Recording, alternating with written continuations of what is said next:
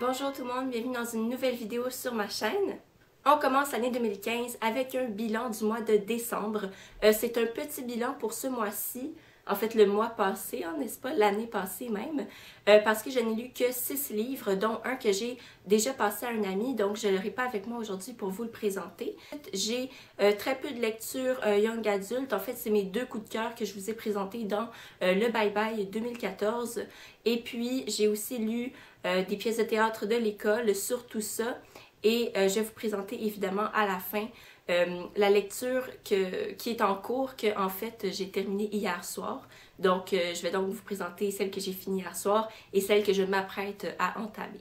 Le premier coup de cœur, c'est évidemment Fangirl de Rainbow Rowell, que j'ai terminé donc au milieu du mois passé de l'année dernière. Et puis, ça a été une lecture très très agréable. J'ai beaucoup aimé l'atmosphère de la vie quotidienne qui est tournée en une forme d'aventure, de quelque chose d'inquiétant, rempli de défis. Donc, Rainbow Rowell, semble-t-il, a fait un peu le même principe avec Eleanor and Park, donc deux personnages complètement banals qui vivent une vie banale et qui vont vivre, semble-t-il, une histoire d'amour assez fantastique. Donc, voilà, c'est quelque chose que j'ai beaucoup apprécié chez Fangirl. J'ai beaucoup apprécié aussi l'incursion dans un monde de la fanfiction parce que je ne connais pas beaucoup la fanfiction et là, on a la chance de réfléchir, d'avoir différents points de vue sur la fanfiction justement. Et puis, les personnages aussi en eux-mêmes sont super bien construits, je trouve. Ils ont sont tous assez différents, ils ont leurs particularités et ils ont toutes leurs subtilités. Donc, c'est pas noir ou blanc pour chaque comportement de personnage. Et c'est des personnages, même s'ils sont banals, qui sont assez spéciaux aussi en même temps. Donc, j'aime beaucoup, beaucoup ce mélange du quotidien qui devient l'aventure parce qu'évidemment, la vie, c'est pas moins extraordinaire que les romans de fiction. Au contraire, souvent, c'est elle qui alimente la fiction. Alors, voilà pour ça. Mon deuxième coup de cœur, c'est lui que je n'ai pas avec moi. Il s'agit de L'Espèce fabulatrice de, j'ai un blanc de mémoire, de Nancy Houston. Voilà. Ça m'arrive souvent d'avoir des blancs de mémoire comme ça. Donc, dans le fond, ça, c'est un essai que Nancy Houston a fait paraître en 2008. Donc, c'est un essai qui explique le lien entre la fiction et l'histoire de l'homme avec un grand H. Donc, il y a plusieurs, exemples sur l'importance, l'utilisation, disons, de la fiction dans la vie de l'homme et qu'il fait sans s'en rendre compte. Donc, les prénoms donnés partout à travers le monde ont un sens, ont une histoire en eux-mêmes. Les guerres aussi, on donne un sens aux guerres. Plein d'exemples vraiment très très intéressants et l'essai est aussi super clair. La mise en page participe à cette clarté-là parce que c'est des petits paragraphes très espacés écrits en gros caractères. Donc, c'est vraiment facile pour tous et chacun de comprendre ce qu'elle veut nous dire. Là, il ne faut pas être une grosse tête pour comprendre ça. Elle vulgarise très bien son propos, son explication. Et puis, c'est un essai, d'après moi, qui peut toucher tout le monde. Donc, pour ceux qui ne se sont pas encore embarqués dans le domaine de l'essai, eh bien, je vous conseille cet essai-là. Il est super bien. Et puis, vous n'allez pas en manquer une miette. Là. Vous allez vraiment tout comprendre. Et vous allez vous sentir tellement intelligent à la fin parce que c'est d'une simplicité, mais d'une intelligence extraordinaire en même temps. Donc, on peut pas... on a l'impression de ressortir comme un savant de n'importe quel siècle après cette lecture-là. Ensuite, on entre dans le théâtre avec Tartuffe de Molière. J'ai tellement fait un gros accent québécois, donc je me reprends avec le Tartuffe de Molière. Voilà. Et puis, c'est une édition ici de Jean Serrois. J'aime beaucoup la page couverture, qui est une main qui semble quémander, n'est-ce pas? Donc, c'est l'histoire ici d'un saint, dans le fond, comment ils appellent ça? D'un dévot, donc dans la religion catholique, là, qui prêche l'idée de ne pas avoir beaucoup de richesses, de donner sa vie à Dieu, d'être très pieux, blablabla. Et puis, c'est l'histoire d'un faux dévot qui, ici, va prendre avantage d'un homme qui croit en lui et qui est très riche et qui a une femme très belle pour profiter de sa richesse, de sa maison, de son accueil et pour aller séduire sa femme. Donc ici, ça a été une pièce très choc dans le temps de sa sortie parce qu'on accusait Molière d'accuser tous les dévots de reprocher à tous les dévots d'exister, de les traiter d'infâmes et tout. Mais au contraire, ce que Molière voulait faire, c'est dénoncer seulement les faux dévots. Comme quoi, les dévots, c'est très bien, il les valorise, il les encourage, mais que les faux dévots, il faut qu'on les trouve, il faut qu'on fasse attention pour pas se faire avoir. Donc, le dévot, dans la pièce, le faux dévot, va faire plein de manigances. Finalement, la femme de Monsieur Orgon, voilà, soit Elvire, va découvrir le stratagème du faux dévot et va réussir à faire voir à son mari aveuglé par son admiration envers le dévot que c'est un homme malhonnête qui n'a vu que son mal. Alors voilà, moi je l'ai lu très très rapidement parce que c'était en fin de session, donc j'étais pas attentive à tout, je l'ai pas apprécié autant peut-être que j'aurais fait si j'avais lu la pièce plus lentement. Donc je pense que si j'allais voir la pièce de théâtre, je l'apprécierais plus. C'est une pièce donc que je suis heureuse d'avoir lue, de connaître enfin, mais qui n'a pas fait d'étincelle dans ma vie plus que ça. Peut-être aussi parce que c'est un sujet qui est quand même très loin de notre époque, de notre société. La deuxième pièce de théâtre et la dernière, si je me souviens bien, c'est Adam de la Halle, le jeu de la feuillée, donc écrit par Adam. Et c'est une présentation ici de Jean Dufournet, publiée chez J.F. Flammarion. Je vous rappelle que J.F. Flammarion est une très bonne édition vers qui se tourner lorsqu'on veut aller lire des pièces ou des romans ou des courts textes médiévaux, parce que J.F. Flammarion a cette particularité-là, cet avantage-là, qu'il va nous donner le texte en français original, soit en moyen français ou en ancien français, sur la page de gauche, et puis va mettre sur la page de droite la traduction en français moderne. Donc on peut vraiment avoir la joie et le plaisir, si ça nous intéresse évidemment, de comparer, c'est ça, la syntaxe originale, les mots originaux avec notre français à nous, et voir ainsi l'évolution de notre langue. Alors voilà pour ça. Et puis le jeu de la feuillée, dans le fond, ça raconte, dans le fond, ça met en place, ça illustre une décadence de toute la magie, de tous les grands thèmes de l'art médiéval, du thème de la chevalerie, de la magie, des fées, de la chance, du mariage. On devient désillusionné face à tous ces thèmes-là qui nous sont présentés, semble-t-il, sous leur vrai jour ou avec une certaine déconstruction qui fait que la magie ne fonctionne plus.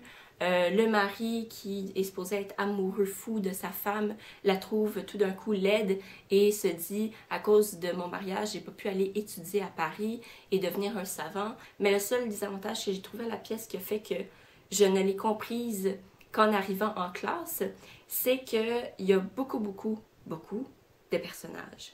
Donc, il n'y a pas un gros paragraphe comme dans les romans de description de chaque personnage pour qu'on puisse bien les assimiler, se les approprier et ensuite bien suivre l'histoire. C'est vraiment tac, tac, tac, sur la première page, comme plein de personnages différents. Juste pour vous donner une idée, là. Donc, sur la première page, on a 2 personnages qu'on connaît pas. Sur la deuxième, il y en a 2, 3 qui se rajoutent, qu'on connaît toujours pas. Et puis, bon, finalement, ça rend la compréhension de la pièce de théâtre très difficile.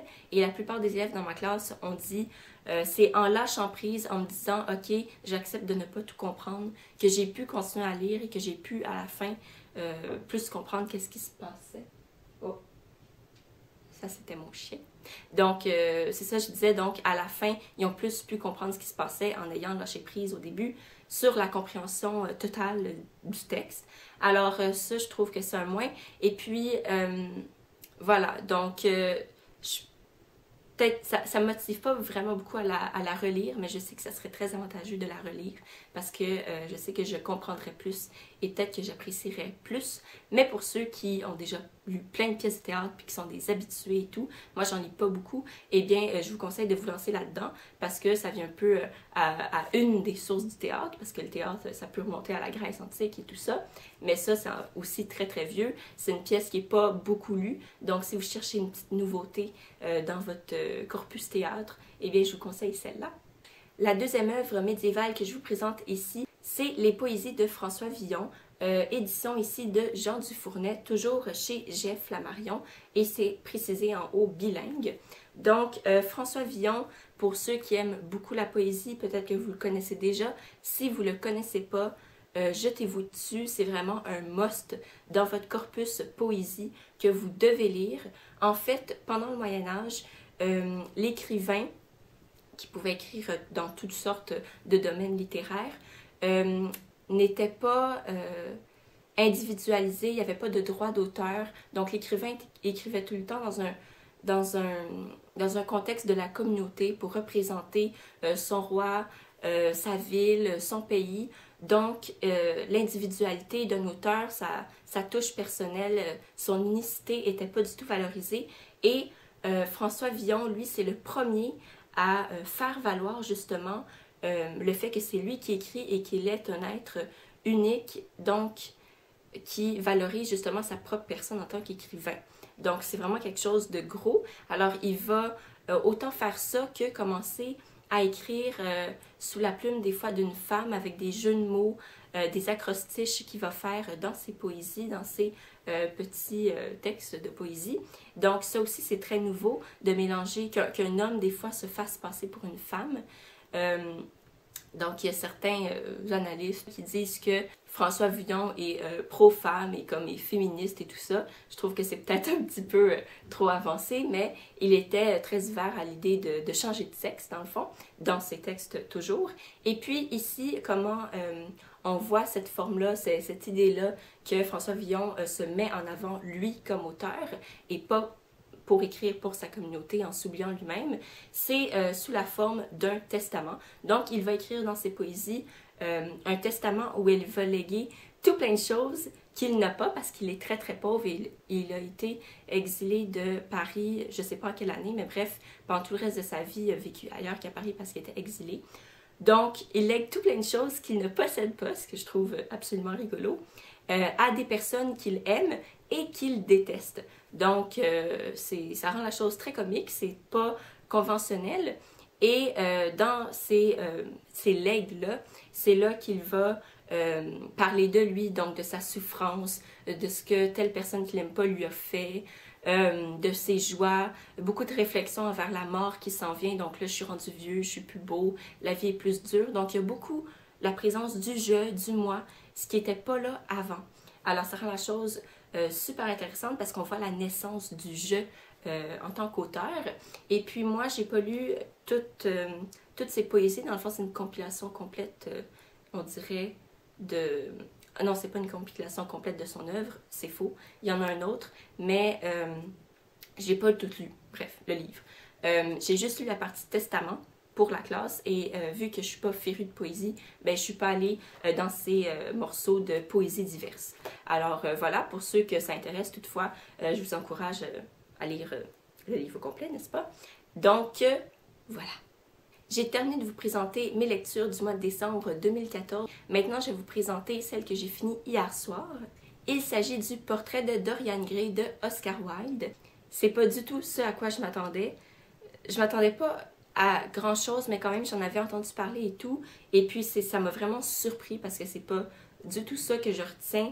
À la fin de l'histoire, ce que je retiens, c'est pas du tout ce à quoi je pensais au début. Il n'y a pas de diable dans l'histoire qui fait un compromis ou un accord avec Dorian Gray. C'est simplement ce jeune homme-là qui, dans sa jeunesse, est très très beau. Il tient de sa mère qui est une beauté incomparable et qui souhaite un jour, en entendant parler un homme qui va avoir beaucoup beaucoup d'influence sur sa vie, soit Lord Henry. En entendant un jour que Lord Henry lui dit ben, quand tu vas être vieux, la vie va être difficile, puis tu vas être tout ratatiné, puis tu seras plus jamais beau, ben Dorian Gray, lui, se dit « Oh mon Dieu, moi je veux pas vivre ça, je veux rester jeune toute ma vie, avoir quelque chose qui vieillit à ma place, mais que moi je reste beau toute ma vie dans le fond. » Et puis ce souhait-là s'exauce sans présence de... Ben oui, il y a de la magie, mais il n'y a pas de diable dans l'histoire du tout. Ça fait juste s'exaucer comme ça. Et puis, le portrait que le peintre est en train de peindre de lui, qui est assis et qui fait ce souhait-là, eh bien, le portrait, c'est celui-là qui va contenir l'âme de Dorian Gray et qui va représenter tous ses passages dans la vieillesse, tous ses vices et tout son côté méchant qu'il pourrait un jour connaître et vivre, ben c'est tout le tableau qui va prendre ça. Ce que j'ai beaucoup retenu, c'est que c'est vraiment un roman de moralisateur, de morale, de manière de penser, voilà, de manière de penser. Parce que Lord Henry, qui est plus vieux que Dorian et qui l'influence beaucoup, qui le fait d'ailleurs avoir ses premières réalisations, révélations qu'un jour il va vieillir, cet homme-là est très cynique envers la vie. C'est comme l'homme qui a tout vu et qui ne vit que dans le plaisir maintenant pour pas s'ennuyer. Et il dit sa manière de penser comme une affirmation à chaque fois. Des fois, on sent que c'est l'auteur qui met des mots dans la bouche de Lord Henry, comme je sais pas comment on dit ça, là, mais comme un proverbe, voilà. Ça dit dans le fond comment on devrait vivre, comment on devrait être joyeux, passer ses journées dans une société qui ne plaît pas justement à Lord Henry. Alors on est au 19e siècle en Angleterre, à Londres, et puis paraît-il, bon, selon ce que j'ai compris du livre, que c'est très puritain, beaucoup de codes. Quand Dorian Gray va un jour finir par cacher le tableau qui commence à se modifier dans le visage, à partir de ce moment-là où il a caché le tableau, on le voit vieillir jusqu'à 40 ans. Et là, il y a un gros passage descriptif, mais immense, et qui ne va pas arrêter jusqu'à la fin du livre, c'est-à-dire qu'il va y avoir des coupures avec des dialogues, mais on va tout le temps savoir comment la pensée, la morale de Dorian Gray s'est modifiée. Il y a un gros passage descriptif sur ses nouveaux hobbies. Bon, on s'attend un peu à la fin quand on connaît ce grand classique-là. Évidemment, il faut qu'à la fin, Dorian Gray finisse mal, il faut qu'il meure, il faut qu'il se passe quelque chose avec le tableau. Mais c'est pas ça qui est le plus intéressant, c'est vraiment de voir la pensée sur la vie, sur la manière de vivre de ces deux personnages-là, de Lord Henry et de Dorian Gray. C'est vraiment ça qui est au cœur du récit pour moi et qui fait avancer le récit parce que c'est la nouvelle manière de penser, de vivre de Dorian Gray qui va le pousser à commettre les actes qu'il va commettre. Et puis, voilà. Donc, c'est beaucoup plus intellectuel que je pensais, vraiment. Il se passe pas grand-chose avec le tableau. Il est là, il motive certaines actions de Dorian Gray, évidemment, mais c'est pas ça qu'on voit le plus souvent, c'est pas avec ça qu'on interagit le plus souvent, sauf à la fin où il faut que, tu sais, ça finisse, là, puis qu'il se passe quelque chose de dramatique. Donc, voilà, autant des points de vue sur l'amour que sur le plaisir, que sur la bonne conscience ou la mauvaise conscience, que sur la fréquentation de gens de basse classe ou si on reste tout le temps avec des gens de notre classe. Donc Dorian Gray, lui, penche pour un homme changeant et non pas honnête à lui-même et toujours pareil toute sa vie. Justement, il pensait comme ça au début, il va arrêter de penser comme ça, il va aller fréquenter les bourgs malfamés. Ça a été une lecture très intéressante, très surprenante, que j'ai beaucoup appréciée. Voilà, parce qu'il faut bien un jour que je finisse de parler, n'est-ce pas? Donc voilà pour Dorian Gray. Finalement, le livre que j'ai l'intention d'entamer dès aujourd'hui et de terminer dans je sais pas combien de temps parce que l'école va recommencer, donc ça va être un défi pour moi de continuer à le lire pendant l'école et de ne pas me décourager. Mais c'est écrit quand même assez gros et c'est tout de même 500 pages, mais bon, on verra. Je m'embarque dans une aventure. Je vais lire Middlesex de Jeffrey Eugenides, désolée si je foire le nom de famille, qui est un roman qui a été beaucoup apprécié par les lecteurs, prix Pulitzer d'ailleurs, et que beaucoup de monde ont déjà lu. Alors voilà, et c'est un livre en anglais, comme vous pouvez le voir dans le nom, c'est tout en anglais, à l'intérieur c'est en anglais. Donc, je lis pas beaucoup en anglais, mais vu que le livre, paraît-il, est très très bon, qui m'a été offert par un ami et que j'ai l'intention de le lire pour lui dire qu'est-ce que j'en pense et tout, eh ben, je me lance là-dedans. Donc, voilà, j'ai pas beaucoup de mots, j'ai un peu peur, mais on va voir. Voilà. C'était tout pour le bilan de décembre 2014. Alors, j'espère que votre année 2015 se sera bien entamée, que vous avez plein de projets de prévus à faire, de belles lectures aussi à découvrir. Donc, d'ici une prochaine vidéo, eh bien, je vous souhaite, comme d'habitude, de passer une super belle journée. Bye bye!